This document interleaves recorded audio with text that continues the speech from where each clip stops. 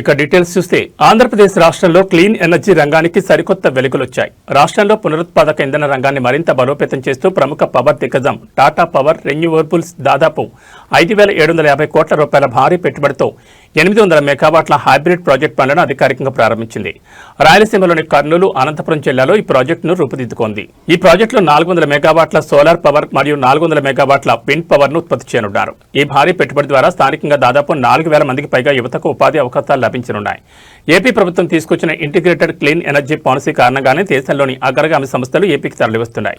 ఈ ప్రాజెక్టు కోసం అవసరమయ్యే విండ్ టర్బైన్లను ఆంధ్రప్రదేశ్లోని తమ తయారీ యూనిట్ నుంచే సుజలాన్ సంస్థ సరఫరా చేస్తుండడం విశేషం. కేవలం ఇంధన ఉత్పత్తి మాత్రమే కాకుండా క్లీన్ ఎనర్జీ మ్యానుఫ్యాక్చరింగ్ ఈకో సిస్టమ్ను ఏపీలోనే సొంతంగా నిర్మించాలనే ప్రభుత్వ లక్ష్యానికి ఇది ప్రతిరూపంగా నిలుస్తోంది. ఈ ప్రాజెక్టుతో రాయలసీమ ప్రాంతం క్లీన్ ఎనర్జీ హబ్గా మారనుందని పారిశ్రామిక వర్గాలు హర్షం వ్యక్తం చేస్తున్నాయి.